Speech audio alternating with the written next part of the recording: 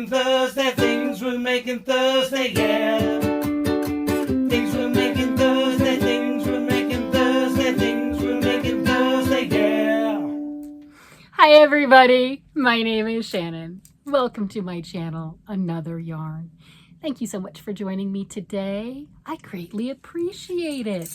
Well, you heard the music on the way in. It is Thursday and it's time for Things We're Making Thursday. And what's that, you may ask? Well, that is a good question, which is a stalling technique. Anytime anyone says that's a stalling technique, they don't know the answer. Anyway, so Things We're Making Thursday is a collaboration from a great group of content creators that are all making the same themed style of something for the entire month and coming together and showing what that is. And if you want to join along and you're a content creator, use the hashtag Things We're Making Thursday, the hashtag TWMT. I don't know why I have a problem with that. I just do. But use that hashtag so that everybody can find you and what you're working on. So this month is Tunisian. Try something Tunisian. Yay! Or not so yay. I mean, I didn't want to play with Tunisian, but I'm there. Look, I got a bunch of crochet hooks, lots of different colors and styles and sizes and stuff. And I am learning how to, or getting reacquainted. I've done some things with Tunisian, but that was a long time ago. So things have changed. There's a lot of different stitches and patterns and things like that. Yeah, things have definitely changed. So join us. There's a Facebook group. Oh, if you want to look at that and see pictures of what other people are doing, ask questions. It's a really, really wonderful, laid-back Facebook group. Feel free to join. That link's down below. Oh, and Jess from J Hook Magic and her husband were the ones that created that jingle that's going to stick in your head for the rest of the day. So they did a wonderful job on that. So appreciative. So anyway, working on the Tunisian crochet, I selected the Lamia Wrap from Toni from TL Crafters. And there's a beautiful tutorial on that. It really explains everything. She shows everything in great detail. I was able to really start working with that. But then I decided to do things on my own or whatever, and I kind of went off the rails. And here's a little video for that. Do you see this? Do you see this? This is my Lamia Wrap. This is quite a pretty pattern. Do you notice this? I mean, that's a nice design feature, right? Going on the edge. That's not supposed to be like that. You see right here, those little lines go all the way to the edge and right there for a few rows. And then now I've got a different design. Yeah, that's all me. That's a mistake. Or a design feature if that's what you want, but I want it to be even and correct, and that's not correct. So I don't think this wrap wants to get done. It's pretty. I'm trying to take it out the crochet hook. It's pretty. It is, but that's not right. And maybe you noticed it when I did my weekly video. I didn't until I picked it up to work on it some more. So just like everything else, when you make a mistake, it's easy. Just relax, breathe in, and just pull it out one stitch at a time. The saving grace is this is crochet, Tunisian crochet, but it's crochet, and it is so much easier to deal with pulling it out than knitting is. Because, you know, I can go like this and then just get on the row right here where there's only the one live loop, and I've not lost anything. So that does make it a whole lot nicer, a whole lot easier to deal with. Yeah, I got more to go, don't I? Look at that. Yep, I got a little bit more to go because that's not how that's, see, it's supposed to go down to there. So I immediately did that, didn't I?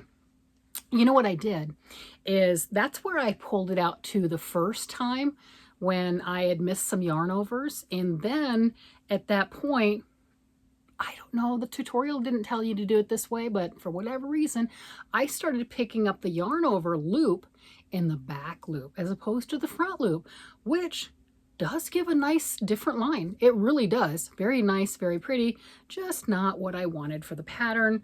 You know, I'll do design features later on, but right now I want my pattern to actually look like it's supposed to with the pattern. And I think right here, I have got it. So I believe I am now back to normal and now back to regularly scheduled programming. Hopefully when you see this again, I will be farther along, since I seem to like to just stick at this size. I don't know why. I don't know why. So yep, it'll be just a moment for you and days for me. Okay, so do you feel sad for me? I kind of feel sad. I mean, that's the second time I had to pull all of that out for my wrap. And of course I didn't pick a small project like I commented on. Oh, let's make a square. Let's make something simple. You know, when you're coming onto a new technique or a new skill, don't go in on the deep end. Go in on the deep end. You can do it. You can do anything. So I have gone a little farther. This is the hook that I'm using. I think it's a 6.5 millimeter. I believe that's a K. I don't remember I always went by letters when I grew up, so I do them, yeah, whatever. But that's what I'm using. I believe that's what the pattern called for. I am using Big Twist Fleck in the colorway something pretty. I don't know, what is it? Cotton candy? Yeah, something yummy. I want some cotton candy. Ooh, funnel cake. I want funnel cake. Oh, I'll forego the cotton candy for the funnel cake. Oh my gosh, yeah. I wanted funnel cake last year, but to get the funnel cake, you had to buy the ticket to the fair, and the only thing you wanted was the funnel cake, and it was $20 entrance fee, and then paying for the funnel cake, and I really didn't think the funnel cake itself was going to be worth, you know, 30 bucks, or my husband and I both going $50, so we didn't get funnel cake. It was really sad. I know, tangent, but you know, it's just, hey, funnel cake, it popped in my head. It sounds really good. So this is sorry, tangent. This is the Big Twist Fleck. It has a woolly feel, but there's no wool in it. It's acrylic, polymade, and linen. 85% acrylic, 10% polymade, and 5% linen. Very odd combination of yarn, but it's nice.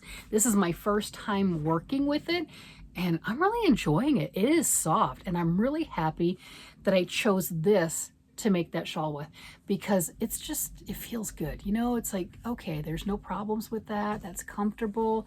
And it just feels like a warm hug. Are you like, shut up, woman, let's see your progress. Did you get it farther? Yes, I did. No, it's not done. But look, I did get progress. Look, is it backwards? Oh yeah, it's backwards. Oh, there you go. Oh, look at that. So you've got that beautiful honeycomb there, and I've got all the simple stitch like it's supposed to be, and all of my edges match. I don't have that weird different line. From the video, when I went to put it back on the hook, I realized I still had to pull back another couple of rows, but that's okay. I got it back. There we go. And then right before I pop this on, I'm like, hey, there's like, why is there like a hole right here? Why is that? Because I missed a stitch. That's why. And you know what? It's going to stay like that. It is. I'm going to keep it. It's going to stay that way. I have enough. I'm not pulling it back again, but I did. Look, I you know, you can stretch it and it looks like a hole, but well, it is a hole. But yeah, that's what I did. See, look, I was wondering why. See, I missed that stitch right there. So you know what I'm going to do? If it bothers me, and I think it's going to bother me because I pointed it out, I'm going to take a thread, you know, sewing needle type thread, and I'm going to just stitch that together like that. That little gap's going to be closed and nobody will know. You won't tell anyone, will you? You're not going to tell me, are you? Okay. See, then we're good. See, the secret's safe. I'm just showing you, right? I'm learning. It's okay, right? We have skills, we have techniques and talents. And if you've been around for a while, you know I have no problems pulling things out. Oh, for that matter, if this is your first video, you know I don't have a problem pulling things out. What was the first thing I did? Let me rip that thing out. Okay, but I've already pulled it out twice. I really don't want to pull it out again. I don't think that's going to make a difference. I will just use, like I said, a little bit of sewing thread, stitch that shut. That way it won't pull apart or anything, or just ignore it and leave it. It's fine. Because, you know, unless you're stretching it like I just did, I don't know. You know where it's at now. You can probably like put a beeline, put your eyeball to it now. But I don't think it's bad. So this is my first Tunisian like thing. I've done some Tunisian amigurumi in the past, and then when I was a kid, I learned how to do, we called it the Afghan stitch, this thing, the simple stitch. Yeah, but I never made anything with it. So this is my first, you know, actual big projecty thing, shawl, yes, thing.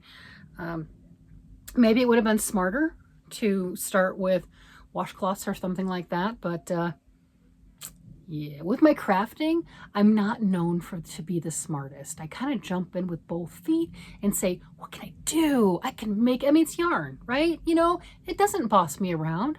No, I can boss it around. I'm the boss, right? It's just yarn. We can do that. It's not like anything bad's going to happen if you mess up. Big deal. Let's start over. So, happy I've jumped on. I really do like this pattern, and I really like this yarn.